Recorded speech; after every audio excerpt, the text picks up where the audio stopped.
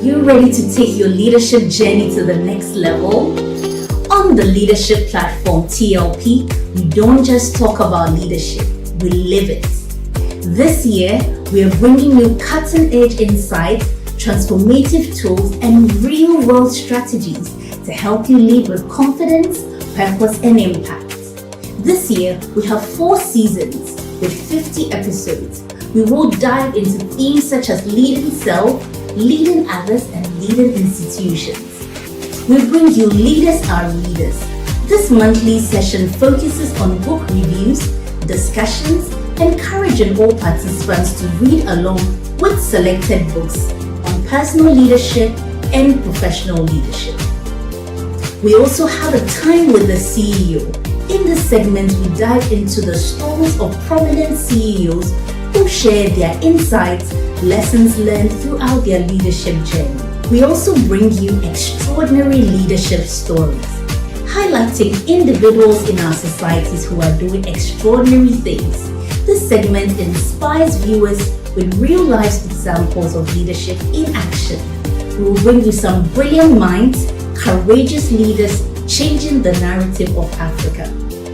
We also bring you finally the expert-led sessions, which cover a wide range of leadership and personal development topics, providing practical guidance and actionable strategies for personal and professional development. The leadership platform is your go-to space for personal growth, professional breakthroughs, and meaningful connections.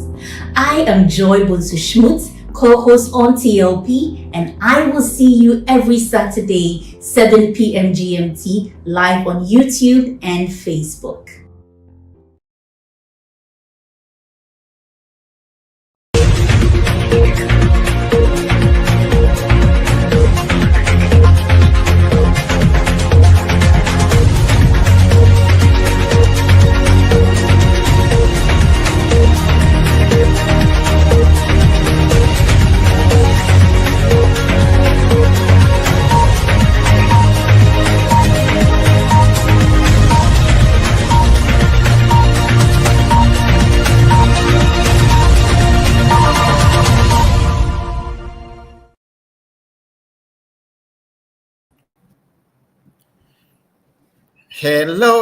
Hello. Good evening, everyone, and welcome to the Leadership Platform.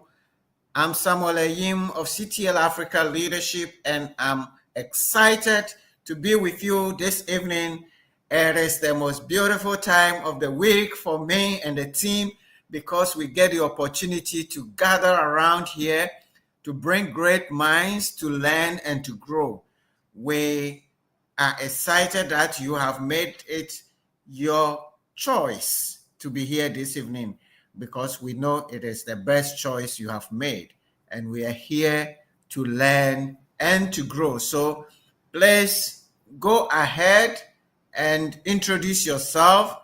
Let us know where you are joining from, your name and where you are joining from, and it will be our pleasure to introduce you to the whole wide world that you are here also on the leadership platform. Please do us that honor.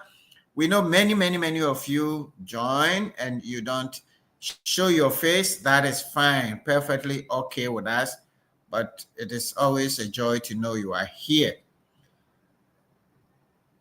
Please share the link with your colleagues, your friends, and let them know that we are going to discuss an amazing topic this evening with an amazing leader who is going to do us the honors. The CTL Africa team is ready. Gideon is here. Sarah is here. I know Vivian is somewhere with you on the space trying to understand what is going on. Go ahead, let us know you are here, and we'll be very happy to introduce you to the whole wide world. Good. All right. I'm seeing Stephanie following from Ouagadougou as the first to introduce herself. Thank you so much, Stephanie, for joining all the way from Ouagadougou. Great. Let's see who is next.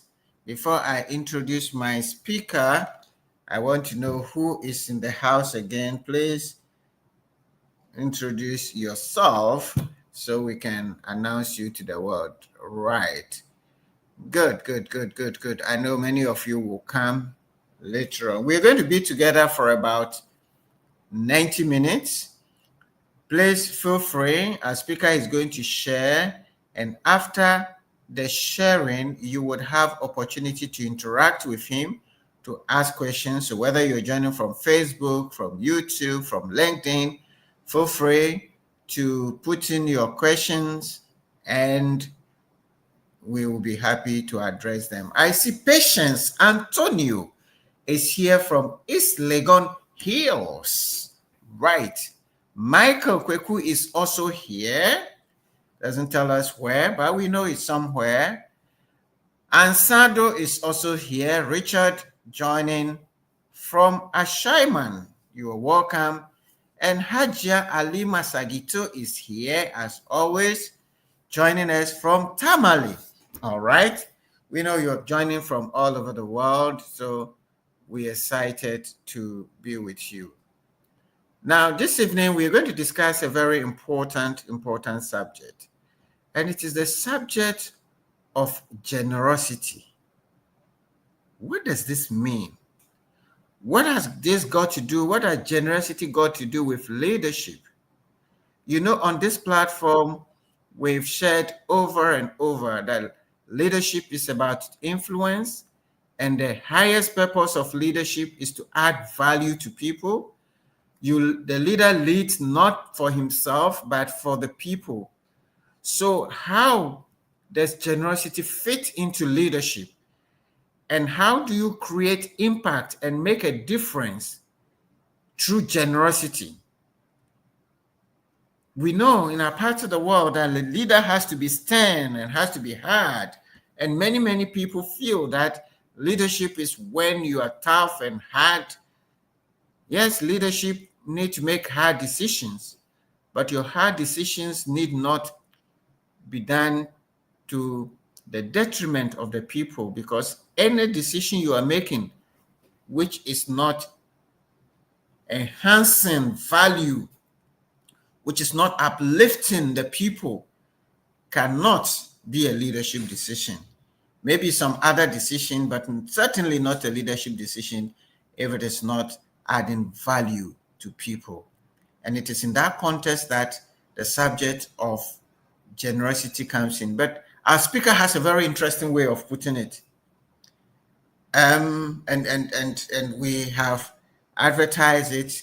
It's unreasonable. It's the leadership that the generosity that is unreasonable, and he's going to explain why he prefers the word unreasonable generosity. And we're going to have an amazing time. I had a sneak peek with him, and I know that we are in for a lot of learning. So get ready.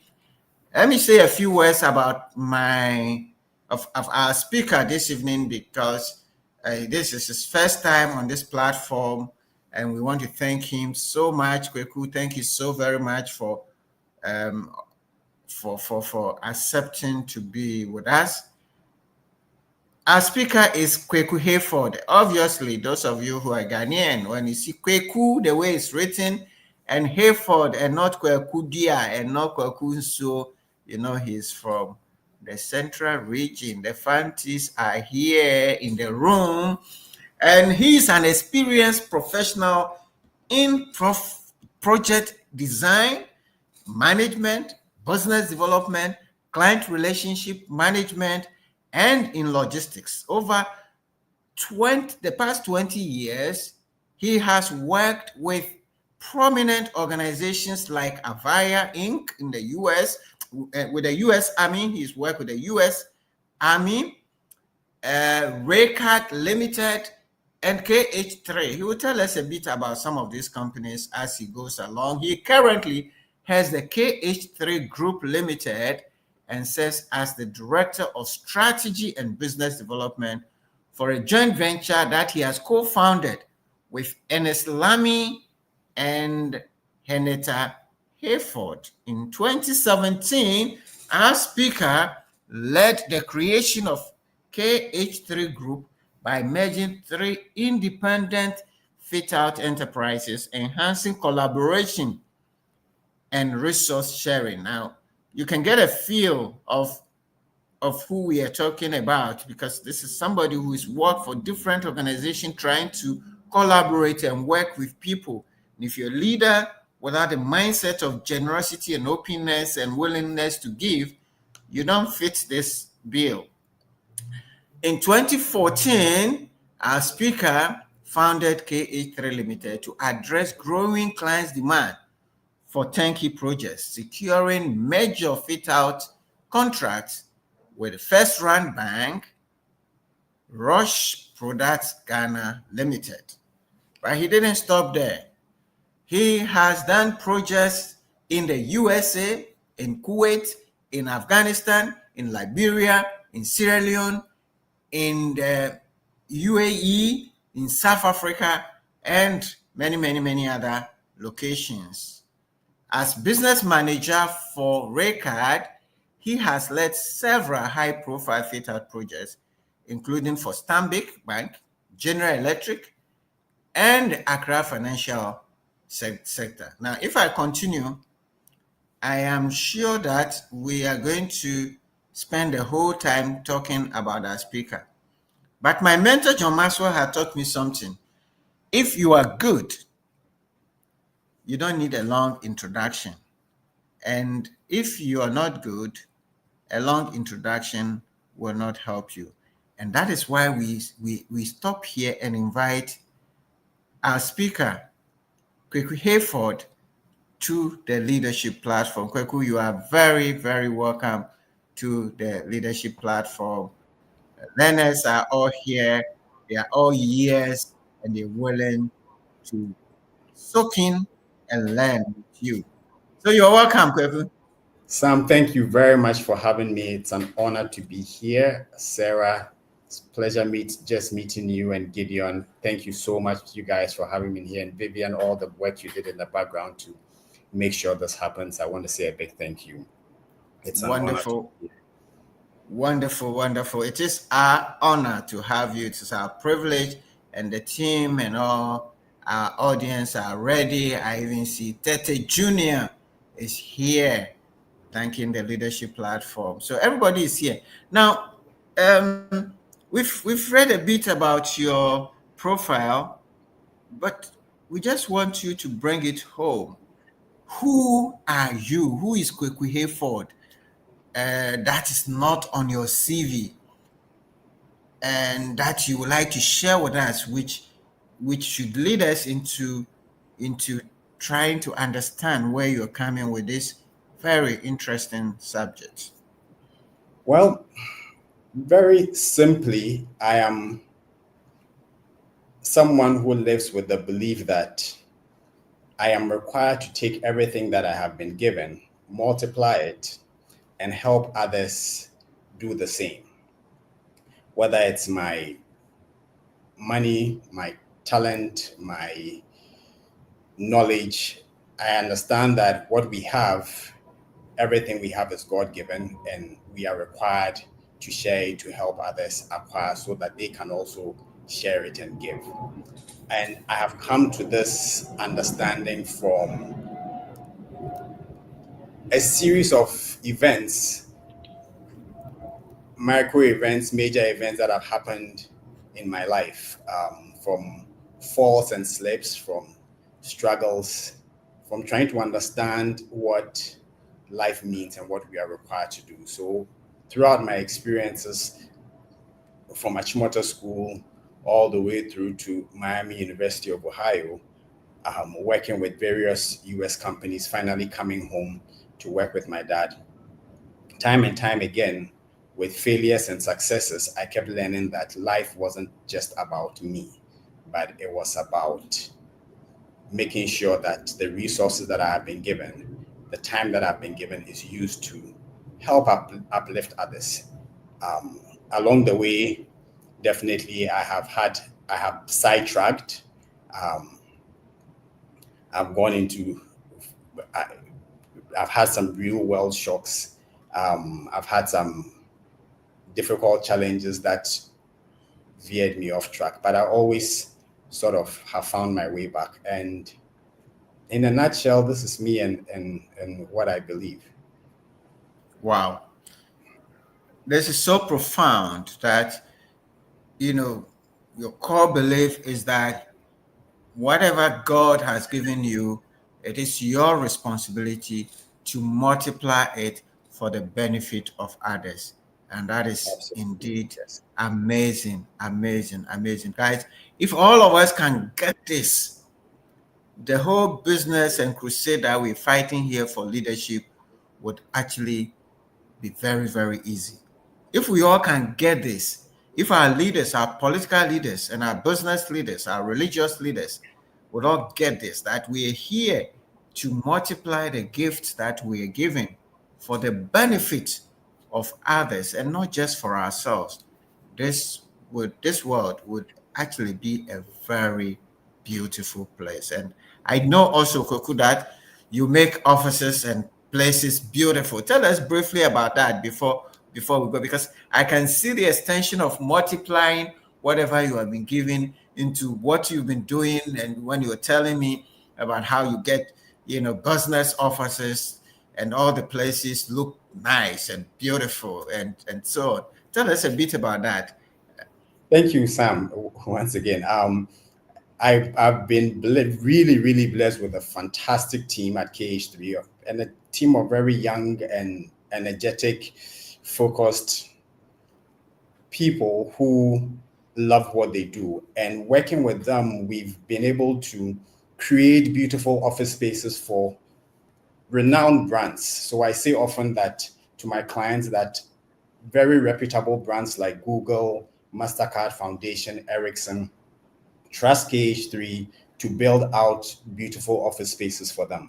And I've been fortunate to do it with a fantastic team that I think honestly is the best team anyone can have. We generally, even though our niche is building out commercial office spaces, so we take a space that is completely empty and we furnish it. We install air conditioners, flooring, partitions, you name it, to make it a space that you can come to and work in and feel great. But we also are construction project managers. So basically, we have the ability to manage any kind of construction project, from helping our clients acquire the property to all the way to executing and putting on, designing and putting on there the building that they desire to have on their space. In a nutshell, Wow. that's what Wow. myself. Guys, those of you who are dreaming of having beautiful offices and homes and place, you have the man here. After you can see me with a little fee, I'll be able to connect you to him. Right. So at this point, Kweku, we will just leave the platform for you for the next 30 to 40 minutes to share with us what is unreasonable generosity. The space is yours. Thank you very much, Sam, once again. It's an honor to be here. I just want to say that I come to this not as a subject matter expert necessarily, but as a student. And as a student who believes that, in the words of Maya Angelou, when you get, you give, and when you learn, you teach. So as I am learning what it means to be generous, as I am developing this idea of unreasonable generosity, I feel that it is my responsibility to teach it as I go along. So I hope that through this engagement, you would learn as much as I learn, and hopefully also teach me something that I may not know. I came to this understanding of generosity at a very young age through the acts of my mother and her sisters. I had the fortunate privilege of being raised by 4 very vibrant, energetic go-getters. And they taught me this lesson of generosity. It was an education that was delivered through very difficult circumstances. My first encounter with real and true generosity was in 1983. I was a very young boy. And for the young folks out here, there was a famine in Ghana.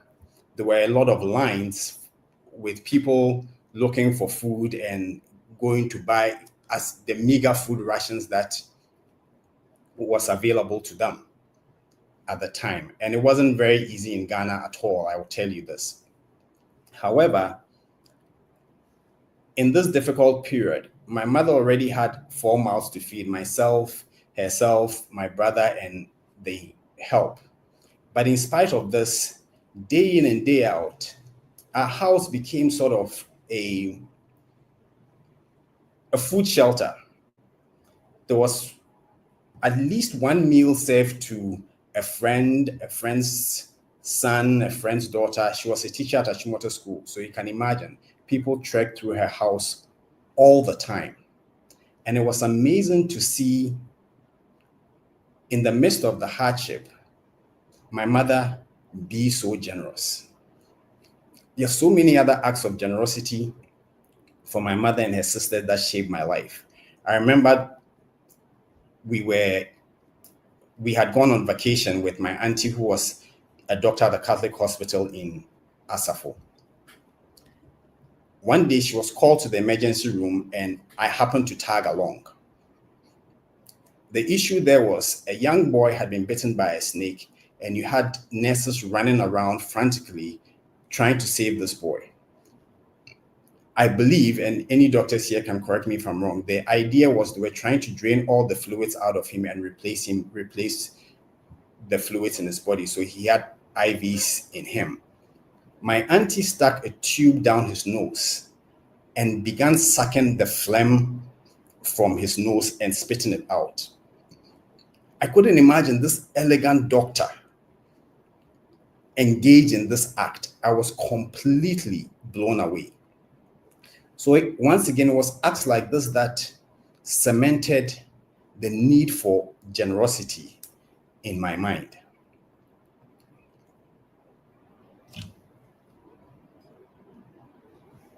I would love to say that throughout my life, I have followed the example and I have been generous. Unfortunately, I have and I have not. As I grew up and I stepped into the real world, consistently, it seemed like generosity in its pure form was questioned. And there had to be an angle when you were generous. And I must say, I followed the bandwagon. My generous acts were always acts meant to achieve something. So it was a reaction to an opportunity. I will help the boy in school that I believe will grow up to become someone important. I would allow someone's daughter to intern in my office because I believe that they can connect us to some job somewhere or some important client somewhere. And this continued for a while. But then at some point, to continue with my career, I recognized that I needed a coach. And I believe that everybody who can get the opportunity to engage a coach to help them in their career should. So I engaged the coach and we began to do a deep dive into my values. And of course, generosity was at the top of the list. But then when we dug further and we looked at my history of generosity, it seemed like my generosity wasn't pure. It was more of a tactic than it was an act of generosity. My generosity almost always seemed to have a reason. It was time to find my way back to my core and to my core values, and to have and to exercise generosity without a reason. To be generous just because I could. And this is what I call unreasonable generosity. Unreasonable generosity is an act of giving, not in expectation of anything back, but simply because you can and you should. It doesn't ask, what am I going to get back? It doesn't have to be a grand gesture. It can be small or audacious acts that inspire people to do the same and to be generous.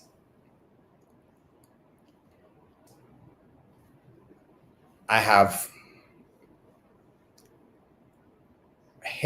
witnessed so many minor acts of generosity that have gone on to have such a great impact.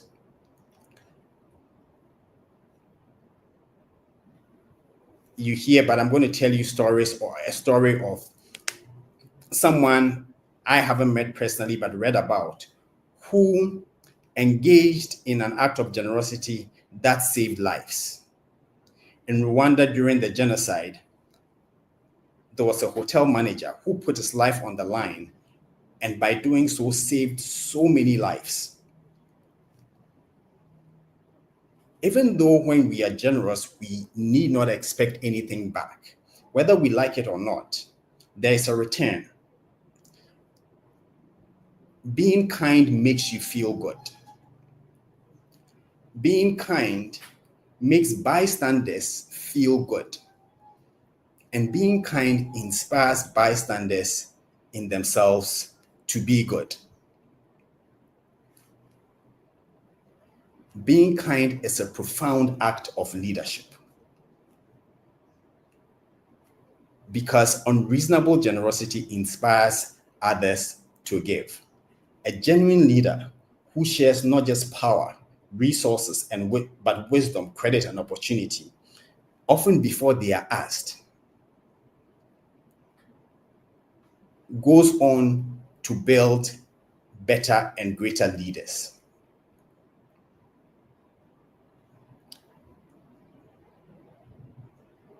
The difference between a boss who would like his knowledge to stay with him and a boss who is eager to share his knowledge and expand the pie is the boss who moves organizations forward and changes lives.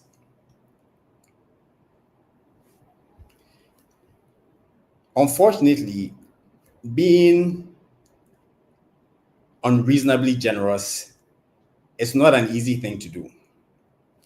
There are so many reasons why people find it difficult to be unreasonably generous or unreasonably kind. But there's one that I want to talk about, and this is the mindset of scarcity. The mindset of scarcity says that what I have is a fixed pie, and by giving it, I lose something. This mindset compels leaders to hoard information, to block people in their careers because of their fear that when these people rise in their careers, they will overtake them. I believe what makes it easy or easier to be unreasonably generous, it's a mindset of abundance. A mindset of abundance says that resources are not finite, and that by giving and sharing and bringing others into the fold, we expand the pie. This shift in mindset, I believe, if you can shift our mindset from a mindset of scarcity to a mindset of abundance, I believe that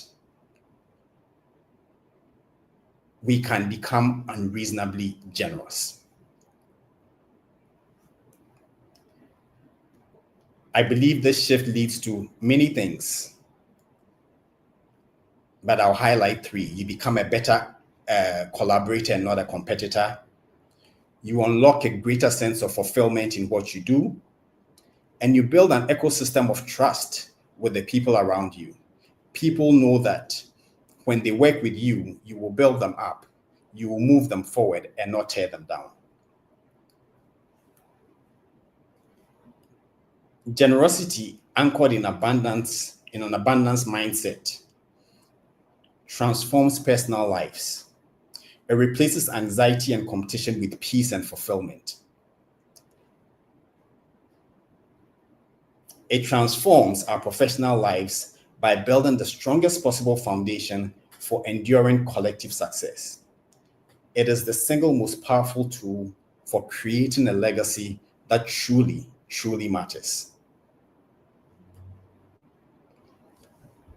I shared a bit of my journey with you, and my journey has been a lesson in the core truth. Generosity is not a tactic for gain. It is a value that defines your soul and your ultimate impact. I have to say that I lost my way when I started. I asked, what's the angle? But I am glad that I have found my way back, and I'm asking what is required of me and what can I give. So I challenge you this week and the rest of your lives. Always ask, what is it I can do? How can I do it to help those around me? And how can I bring others into the fold and build them up? Not just today, but for the rest of your lives. Ladies and gentlemen, thank you very much for your attention. And at this point, Sam, I will hand it over to you and Sarah and Gideon to take it away. Thank you. Wonderful, wonderful, short, sweet, and beautiful. I love that. I love that. I was taking so much notes, I didn't realize you were going to just call us to come in so soon, but it's great. It's great. I mean, Kweku has shared with us some very interesting things. I mean, I love the stories from the home, how the mother, your mother, in the time of need, would make her home, would open her home to others, and the story of your aunt, the doctor, who had to just suck out all this thing by her mouth and so on, from a patient. That is very touching. And when, as a young person, you see those things, it's actually ingrained in your mind. So you said generosity should not be a tactic to gain, but it should be a value that we are living by. And you shared also with us some of the positive side of of um, of generosity and kindness, even though you also mentioned that it can be a challenge. You've addressed the mindset that sometimes prevents us from being generous, and it is a scarcity mindset where people feel that the pie is just one small pie and it is for me alone. But we should have an abundance mindset, and you're challenging us going forward to be able to go out and be open. This is great. This is great. Sarah, what are your initial impressions? Those are my thoughts, and I have a few questions too.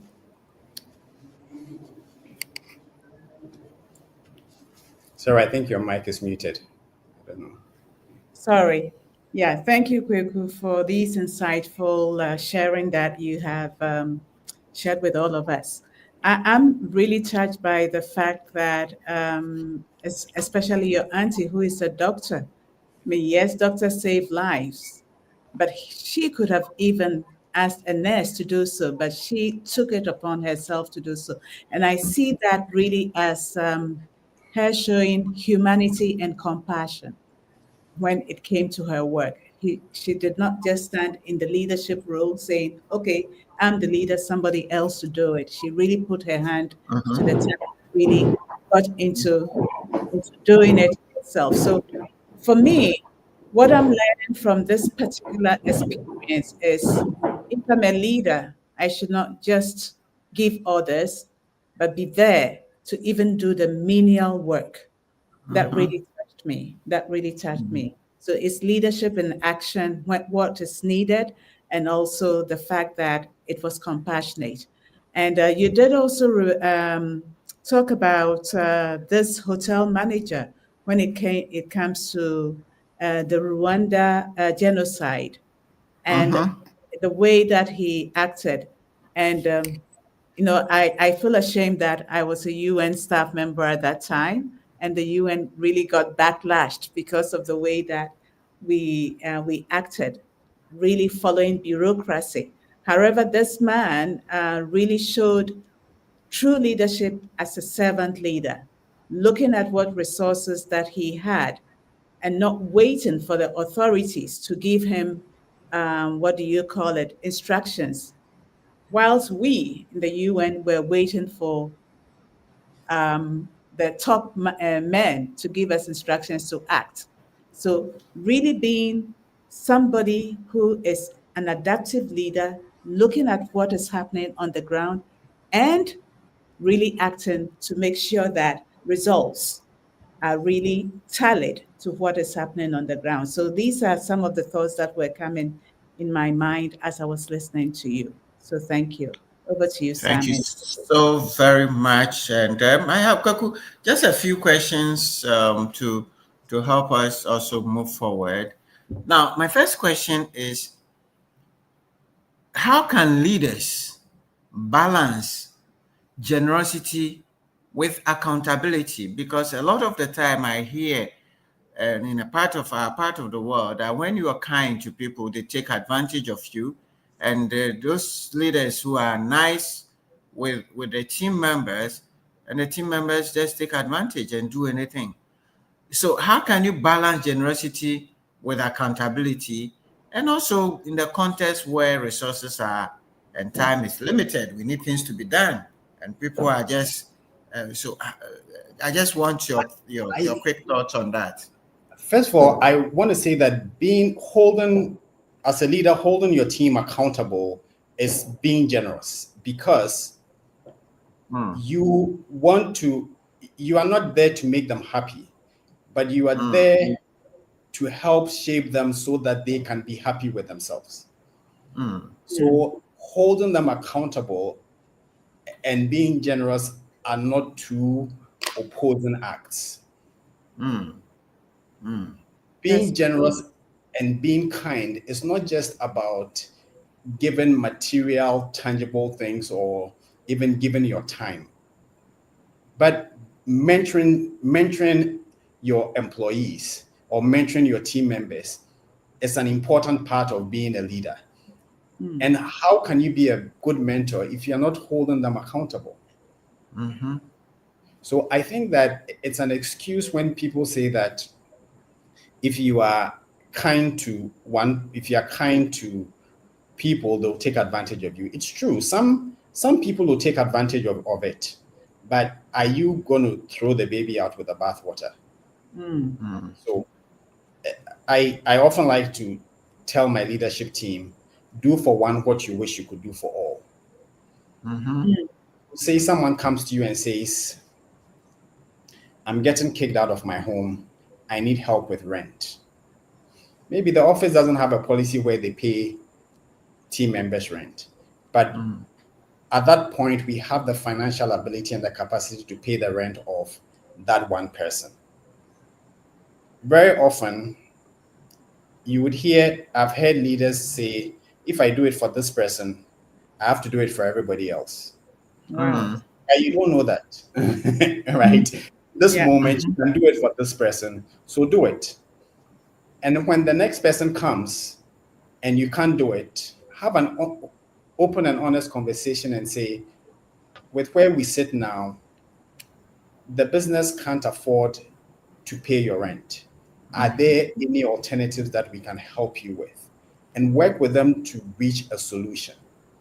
And whatever solution you agree on, you also have a responsibility to hold them accountable, right? If you say to them, okay, your rent now is 5,000 cities, maybe you should downsize if you can't afford the 5,000 cities and move into a cheaper place. Maybe we can support a little bit with that. We can't pay all of it. You have to hold them accountable and make sure that they have done that. Yeah. Yeah. Some people will Yeah. say you are getting into their personal lives. So what? Yeah. Right? If Yeah. they came to you and opened the door for you, by all means, do what you can. And I believe Yeah. it's part of our responsibilities as leaders. Great. I love that. I love that. So generosity and accountability are not contradictory. They actually, and I like the fact that accountability is actually being generous. Now, Yeah. can you, how does generosity, with your experience and with your team, how does generosity impact team culture and particularly around trust and performance in the long term? Like the I think examples you were sharing, the case you were, the hypothetical case of giving somebody rent. How does being generous in this circumstance impact the team culture, build trust, and enhance performance? so. I believe from my experience that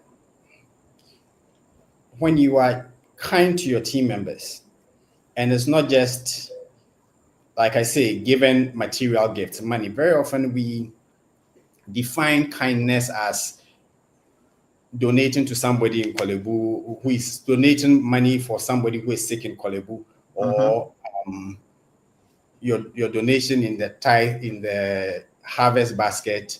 There is also giving old clothes to an orphanage, maybe even sometimes volunteering your time in an orphanage. All of that is good, but generosity goes far beyond that. It is covering a team member who is overwhelmed with their work. Mm, That's generous. It is you, the boss, showing up on site because you are trying to meet a deadline and doing and adding to the numbers to make sure that the mm, work gets complete. And as you do that in an organization, these acts of generosity enhances cohesion. And I believe it has also helped team members trust that their other team members will show up for them. yeah. Yeah. And this is this is a lesson that I learned in the US Army, one of the biggest lessons of the US Army. Very often you there's this idea that soldiers are fighting for a big ideal. You know, American politicians would say they are fighting for freedom. No, they are fighting for their brother next to them. Plain and simple. That's where it starts from. Because you've met his wife, you've met his son. You don't want to go back home and tell the son or the daughter or the wife or the mother that my mistake caused your son to die, Wow. Mm, or because I wasn't courageous to return fire, your daughter died, right? And that bond is something that I learned through this experience, that mm, even in a work setting, you can build a culture where it is all for one and one for all, mm, because you're consistently looking out for each other. And it's not always easy. yeah. You know, through the course of it, there are some betrayals. There are some people that you are there for. They may be hurt for one reason or the other. They don't come to you about it. And they in turn hurt you and poison the culture. But it is something that I believe in truly. And I think that we should continue and strive to achieve every day. Yeah. Wow. Right. Yes. Yeah. Sarah, you Um, have something around yeah, that? I have a yeah, couple of yeah. I things. have a question. This is all good, but Kweku, you did mention that somewhere you lost your way, but you came back, right? So tell us what were the downside or what was the pitfalls that really led you on the wrong path and how you came back onto the right path. What were the lessons learned and how has that shaped you and the work that you do as a leader? I mean, honestly, I have to take, sorry about the, if you can hear the noise in the background, my apologies. Mm. Somebody's celebrating. I have to take full responsibility for it. And most of this turn probably happened in college and in business school. And there were two things. One, they always seemed like you were you were stupid or Mm-hmm. you were foolish for being kind. Like you're saying, if you are kind, somebody will take advantage of you. Mm-hmm. Yeah. And so I found myself excusing my kindness, giving excuses for my kindness. If I did something, initially started out as using it as an excuse not to look foolish. But then Mm-hmm. over Mm. time, I realized that that had actually become me. And we grew up, I grew up in a culture, in a business culture where it was very aggressive. You know, you looked out for yourself and yourself only.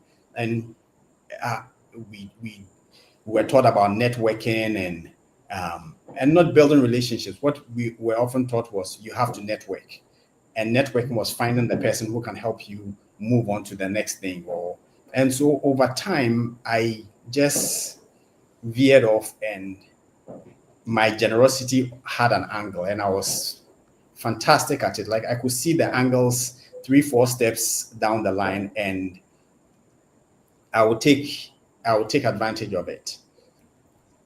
But then at some point in my career, I was trying to figure out what to do next, right? I was feeling like as my role, in my role, I had peaked and I needed to grow and figure out what the next steps were. So I engaged more actively my coach, who is Papa Arkest. I don't know if any of you know him. He's been a Yeah, we fantastic know, Papa.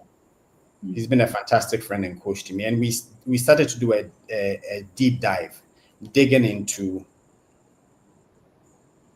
my values and what matters to me. And we got to a point where he was straight up with me. He was like, "Look, yeah, you generosity is at the top of your value list. I understand why that is because Papa and I grew up together, so we've been friends for a very very long time, and he has very similar experiences to me, so he understood where that value had come from. But then as we dug deeper, we both came to the conclusion that look, if you use generosity as a tactic and you haven't expressed it as a value, and it's time to you need to go back to working on it to expressing it as a value. And it's been it's been very fulfilling. There's a certain weight lifted off because first of all, there's so much peace when you are generous and when you do something for someone with no expectation. If Mm. you do something and you have an expectation and that expectation doesn't happen, you get so disappointed. Mm-hmm. And in between when you've done the act and when you are waiting for the return, there's this anxiety and this anticipation, right? So to go back to that place where you just did it because you could, and you walked away with whatever feeling that it left you, because sometimes it's painful. Like you give something that is really you don't need, but you want it and you want to keep it, but then you have to Mm-hmm. give it away. You see an opportunity to give it away, and in the moment it can be inconvenient and painful, or you go out of your way to drop somebody when you are tired, you want to get home, etc etc. Sometimes it can be painful, but very often I found that that act has left me feeling better, if not immediately, later down the line. So it's been great to find my way back, and very liberating and very peaceful. Yeah. Wonderful. That's interesting. Yeah. Very, very interesting. Sarah, you wanted to Yeah, as he was saying, I see two. I like to see things in how do you say pictures. it? Pictures, and then I see two, like a balance, two balance. One is transactional, and the other one is transformational, right? Mm-hmm. Precisely. You couldn't have said it better. Yeah, Maybe I should write that down. that's how I Yeah. see it. Either you are transactional or you are transformational. And if you're transactional, you just do it as a tactic. That is the tactic part, Yes. right? And Mm-hmm. then when it's transformational, you get transformed, you get fulfilled because Yeah. it puts you onto a different level. So thank you for that. Because as you're Yeah. speaking, those are the two words that came to me. Images that were coming.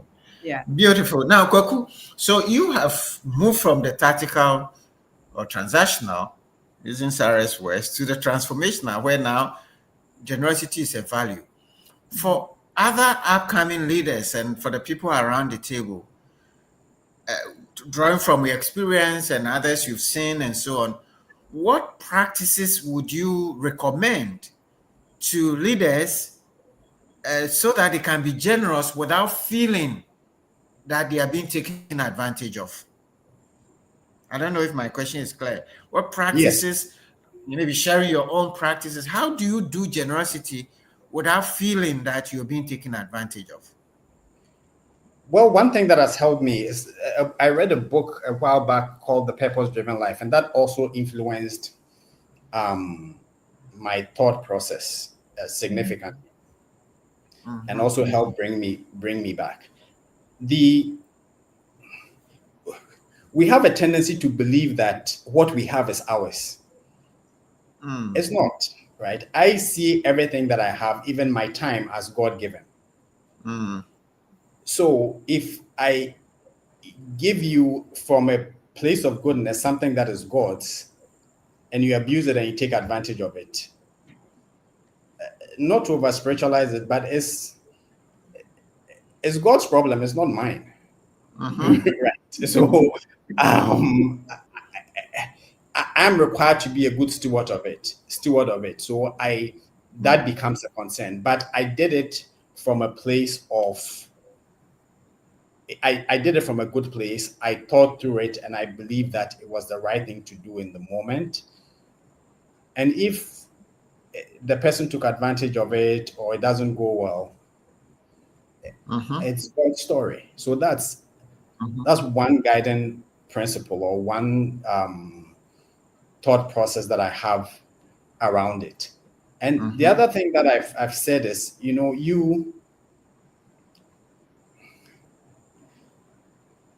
there's a book called Give and Take, and Okay. it is this idea that in any environment there are three types of people: there are givers, there are matchers, and there are takers. Now, takers simply take, right? They are always looking for an opportunity to grab from somebody Mm-hmm. and run away with it. Matchers and takers take from everybody. Matchers give to those who will give back to them. Mm-hmm. And givers just simply give because there's an opportunity, right? Now, what you find is that those who generally tend to excel are givers who give to other givers. So that is some guidance that leaders also need to take a look at when they are given. You have different types of people in your organization. You need Mm-hmm. to identify the givers in your organization, and you are not given to them because they will give back to you, but you give to Yeah. them because you prioritize giving to them. I'm not saying you don't give to takers and matches, but you Mm-hmm. prioritize giving to givers because you know the givers will pass it on. Mm. So Mm. that's another Wow. guiding principle that leaders can have. Yeah.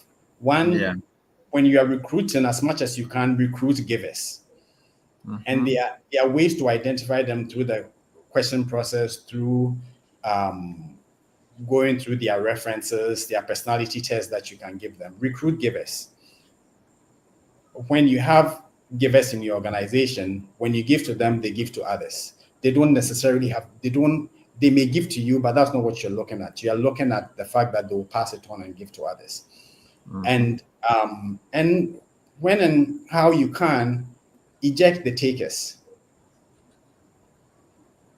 because takers take advantage of everybody. They step on any and everybody to move up the ladder. They have a tendency to be very sneaky. So if you're recruiting, don't recruit takers. If you're in an environment where you are not the person recruiting and you're not responsible for recruiting, but you're a leader in that environment, once again, prioritize giving to the givers. Okay, this is powerful. Great. This is Yeah, yeah. recruit This givers. is really deep. Yeah, recruit givers, eject takers. Yeah. That's my takeaway from this. Actually, very, very interesting. Give to the givers and eject the takers, and prioritize giving to the givers. I don't know if Gideon is still around to give us a short break. If Gideon, are you there? Let me know if you are there before I call. But let me go see what's happening. Guys, we are learning quite a bit. Sarah and I are soaking all in, and we know you are also doing so. So let me see who else has joined us since we started, and share your learning. What are you learning? What are your takeaways from what Kweku is sharing with us? What are your questions? Please feel free to share them, and we will throw them back to Kweku to address them. So now Adolfo is watching us, I know, from Accra. And Queen Doll says, I saw my grandma, her generosity, then my mom, and I am too. It is so fulfilling and blessing. The golden rule also works. Indeed. Great. This is sounding like a key soap advert, generation from grandma to ma and so on. Great. Ebenezer Fosuhin says he's joining here from Ghana. Thank you so much. And Albert Donko says, thank you, team. Willendall Emmanuel says, I like the conversation. It comes across as biblical principles, but no doubt love, kindness covers a multitude of sins. All right. And he says, a team that's generous to each other will go far. Good. Bless Tete Ojayo says, give to the givers and they will pass it on. This is great. Yes, that's actually a great thing. Willendorf one says, just a quick question. And that's quick question is for Kweku, not for me, especially if it's a hard question. If you are ejected, if if you are ejecting takers, then does it not defeat your transformational role as a leader? Mm-hmm. Okay, so that also came to my mind. How do we help the takers to also transform if we just eject them? And he's watching from Tamale. That is Willendorf asking that question. So maybe you want to take that, and then we will continue. So, yes, Willingdall, you make a very good point that, well, if you're going to eject the takers, how then can you be transformational? You have to be careful. And when I say, remember I said if and when you can eject the takers, you don't just eject them. You are right. You have to give them an opportunity. Mm-hmm. Right? If you have a culture where, if you're moving into a culture where there are a lot of takers, you will struggle to build that culture up as a culture of givers. But if you have a culture of givers and you bring in a taker, a number of things will happen. They would find that they will feel out of place and leave, or they would learn from the crowd, they will learn from the group, and they themselves naturally transform. Mm-hmm. But definitely, always, you need to give people an opportunity to transform, and you need to show them what is possible before you indeed eject them. So you give them time. The ejection is not immediately. If they transform, they are no longer a taker. But if they remain a taker, you don't want to keep them around, because eventually they'll wear out the givers. They'll wear out the givers. They'll take advantage of them. They would create a lot of chaos, and you need to give them a lot of time. I mean, I've had situations where I've had takers who I gave a lot of time, and sometimes the transformation happened, sometimes it didn't. But by all means, if you know they're a taker, don't bring them in. Yeah. Okay. Sometimes that is Great. like bringing a wolf into the hen house, hoping that you can turn them into a chicken before they eat the wolves. Before you realize you've eaten all the chicken. Yes. All right, good. So let's just take a quick break if Gideon is available to do that. And then we will come back to continue for a while. Please, guys, put in your questions, add your comments, and let's see. How prepared is your leadership bench?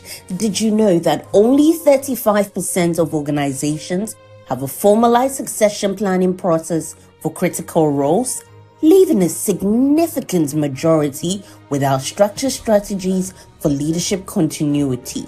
CTO Africa Leadership is excited to introduce the Step Up Leadership Accelerator Program, a powerful 6 to 12 month customizable talent development journey tailored for forward-thinking organizations like yours. This program is designed for corporates and institutions looking to build strong internal leadership pipelines. This program is your strategic solution for effective succession planning and leadership readiness. We prepare your high potential talent for senior roles through immersive learning experiences. The program highlights masterclasses and masterminds, personality assessment, executive coaching, and practical leadership labs. As part of the program, you receive expert assistance to develop a comprehensive leadership succession policy and design a custom successor profile tailored to your organization's values. Are you ready to future-proof your leadership team? Contact CTL on 055 666 7718 or via email enquiries at ctlafricaleadership.com or click the link in the description below.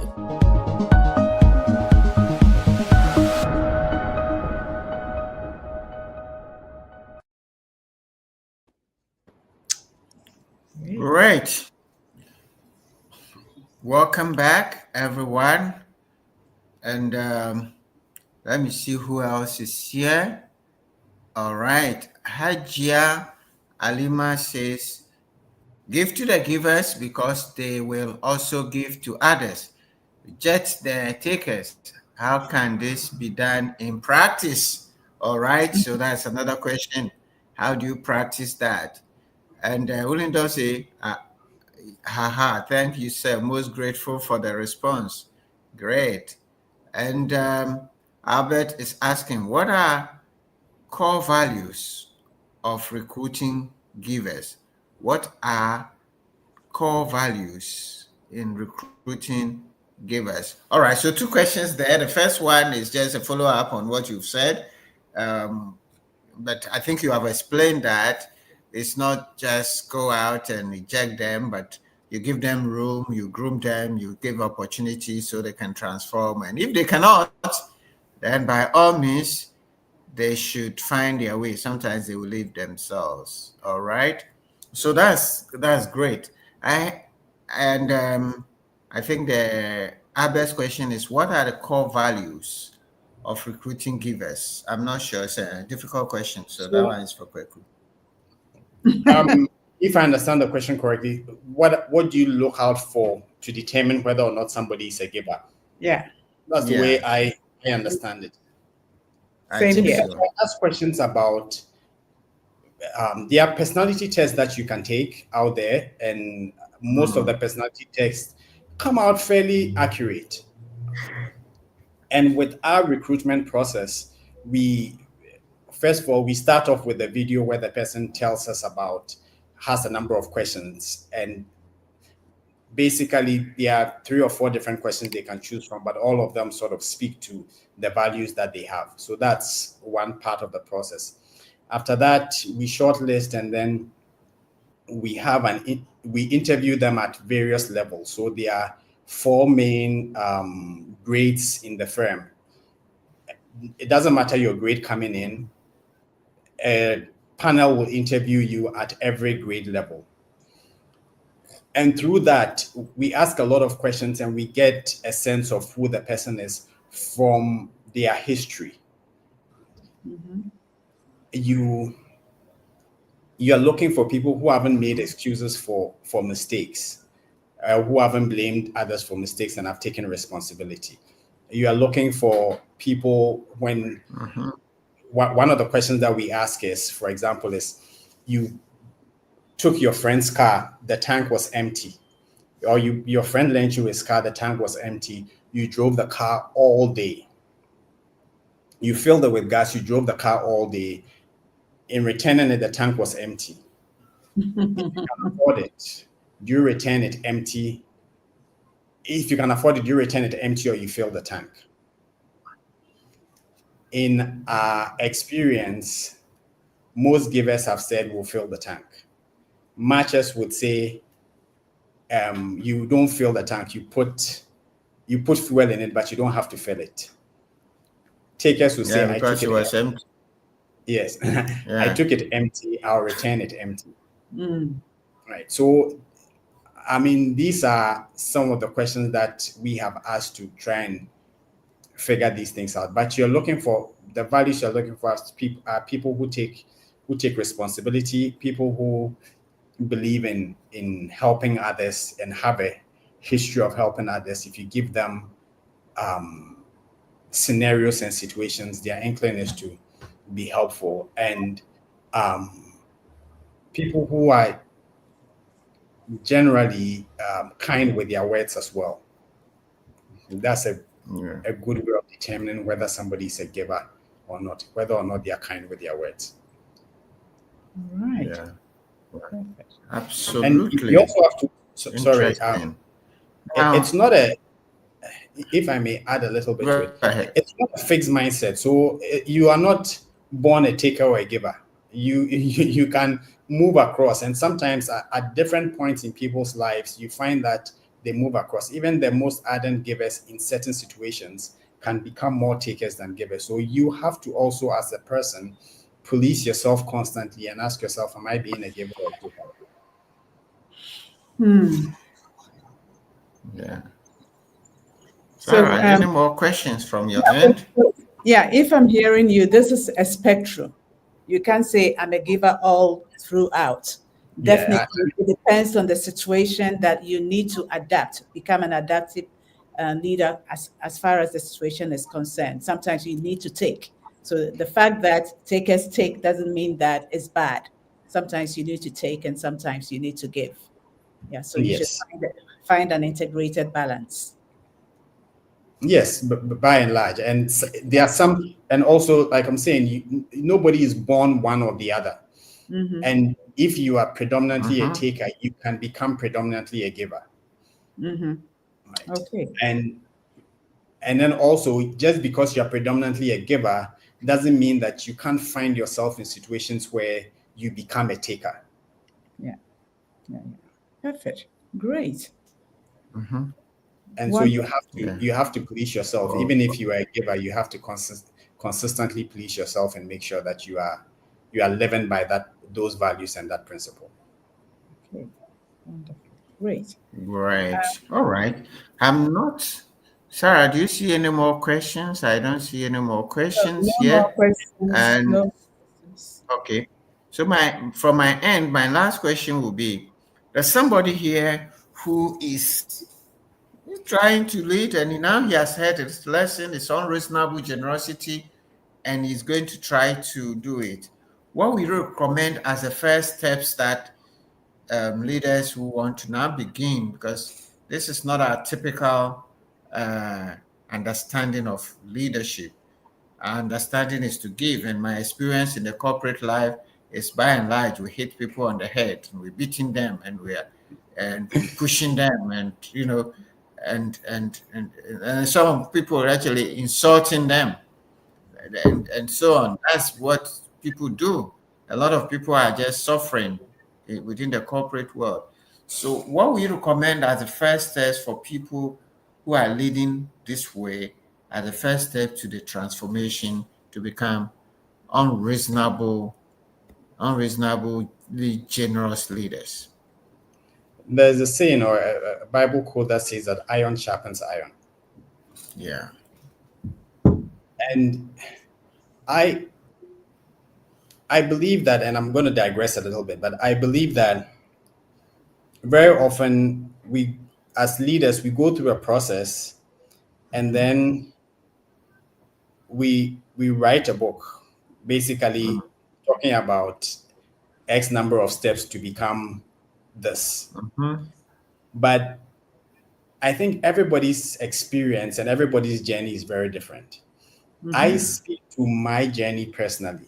So I'm not saying, and I share my journey personally so that you can identify certain experiences and certain things that resonate with you. So I can't really say definitively what you need to do to become a giver Uh-huh. or a leader who gives. But I can say this: what has helped me is one, my coach. And growing up, I was surrounded by givers. So I would Mm. say surround yourself with other givers, other leaders who are givers, and be deliberate about it. So if it's not, I was fortunate, it happened to me naturally and it was imbibed in me naturally at a very young age. If it's but what I do now is the things that I am not, that I want to be or I want to be better at, I surround myself with those people who are that naturally and who are really good at that, and I learn as much as I can from them. So that's the first step. Secondly, again, be deliberate about it. Get an accountability partner Mm. who you can engage with repeatedly and periodically on your journey to be a better giver or a reasonably generous leader, right? So that is what in my experience, that's what I have done. And I would say try it, but ultimately find your own journey and your own path to it.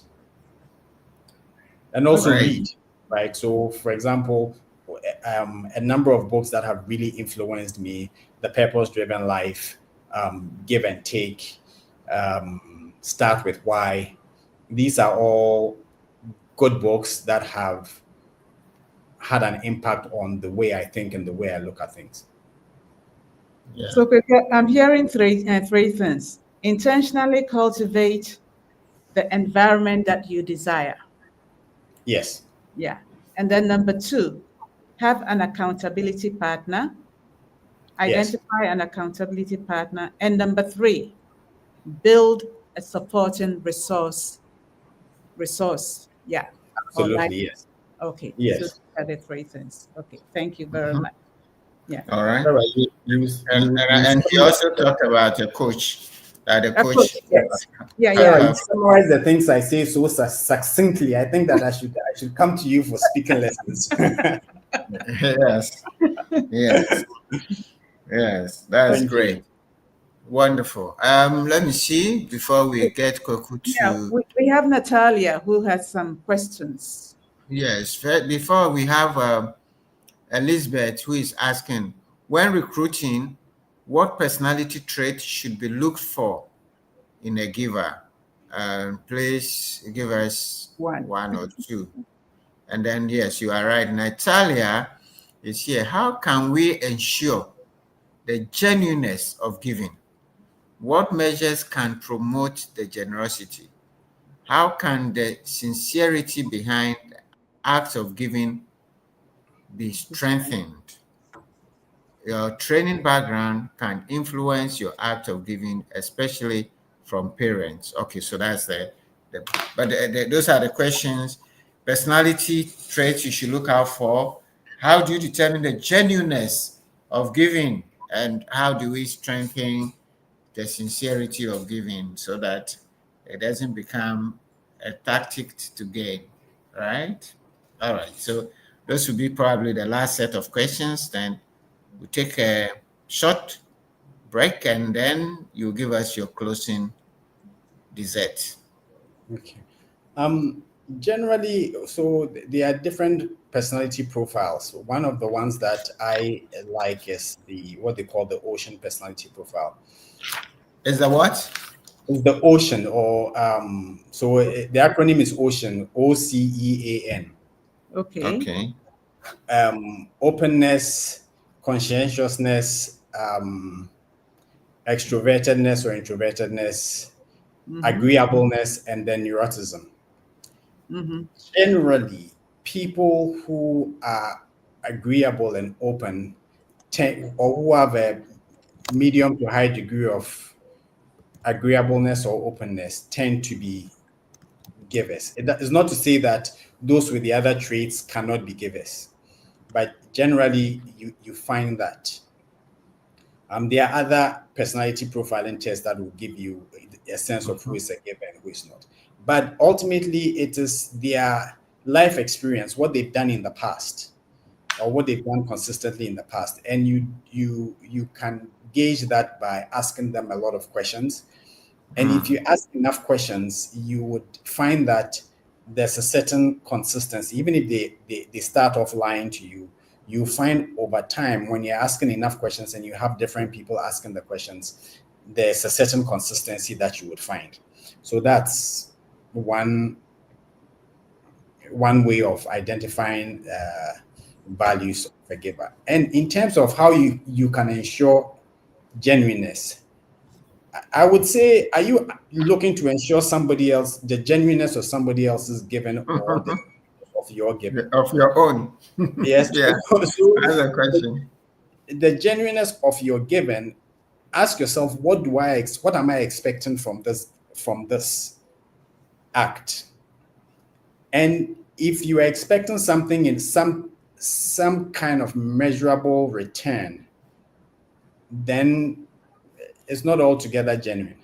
You are ultimately hoping that they'll pass it on, then it's genuine. So ask yourself. And sometimes you would have expectations. To get better at it, kill your expectations. Right? Sometimes even the expectation of thank you. Right. Even expecting them to say thank you. Also, examine the genuineness of your giving by how you feel about their response.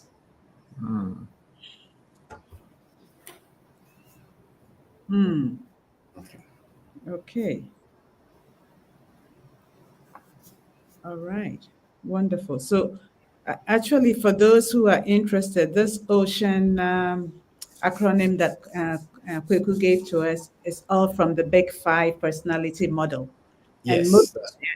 And most personality assessment are based on the Big Five personality model. So apart from what Kweku has shared with us, any personality profiling will be helpful. Yes. Okay. Great. Good. All right. We'll come right back to have your closing thoughts. And unless we have something else, let me see. All right, a quick one. I am winning on all fronts limitlessly. I have made tremendous improvement at work through delegating and empowering teams. We started with the law of intentionality, which specifically makes it clear that growth cannot just happen. You have to be intentional about your growth. CTO Africa Leadership brings you the Grow Journey, a series of masterclasses based on John C. Maxwell's book, The 15 Invaluable Laws of Growth. In this 10-week virtual growth accelerator, you will acquire the skills to thrive and flourish as you evolve into a more impactful, and fulfilled individual. You will master the art of personal and professional development as you craft and execute your customized growth plan. Limited seats available. Register now for the next cohort. Hey there! Join the next cohort of CTL Ghana's growth journey. The next cohort is coming on. Get involved and your life will never be the same.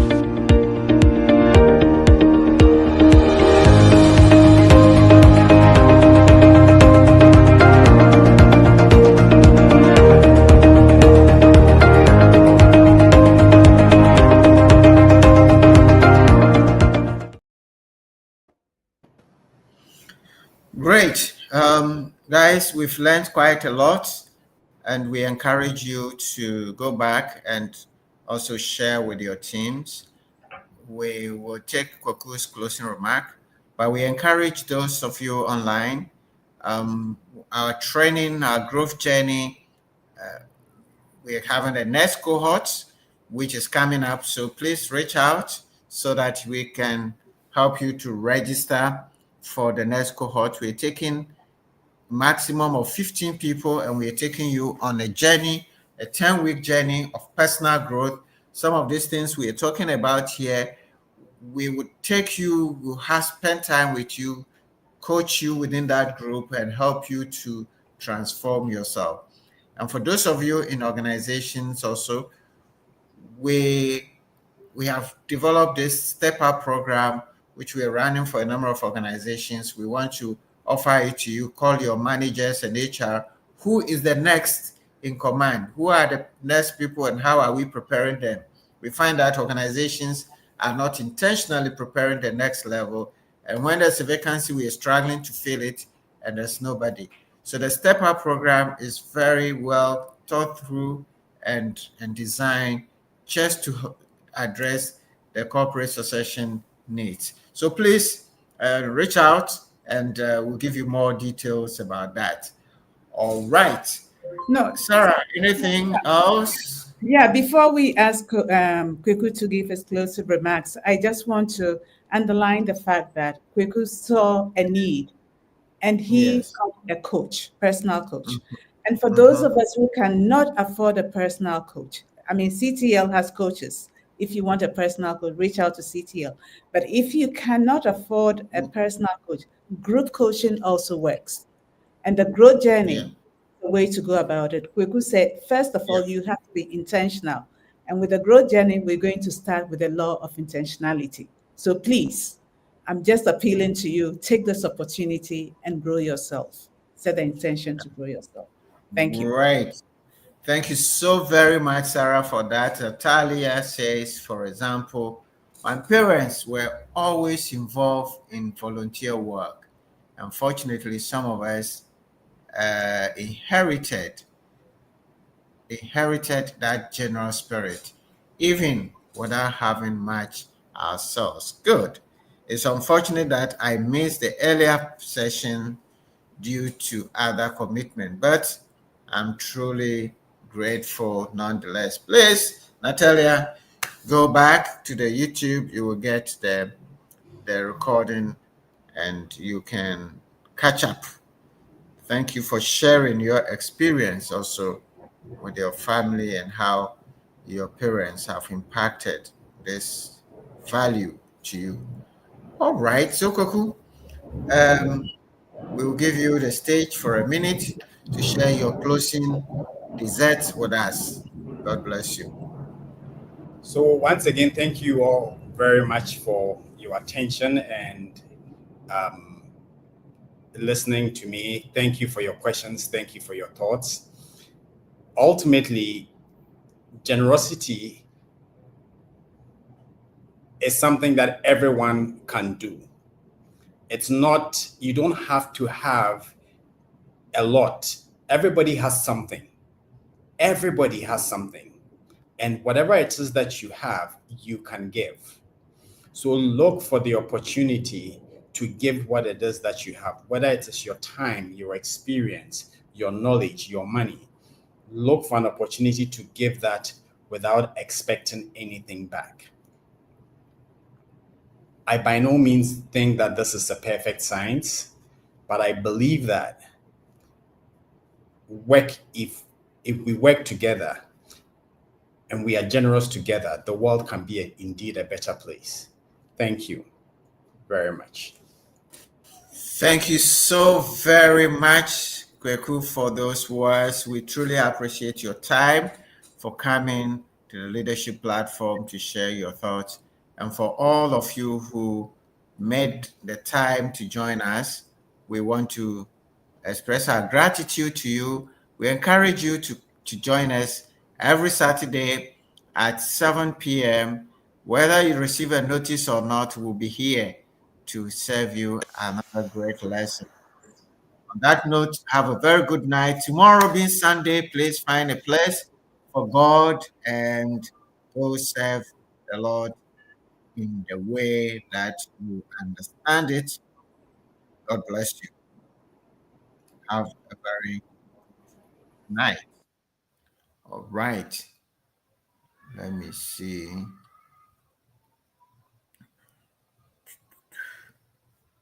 There. Okay.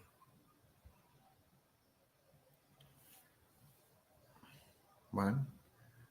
There is.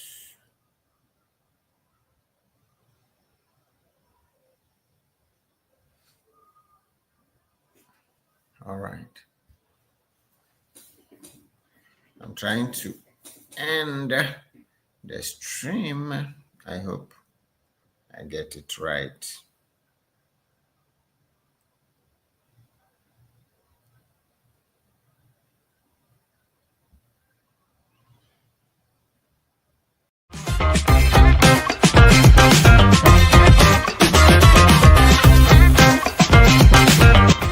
And by the way, if you haven't subscribed to our channel, do that now.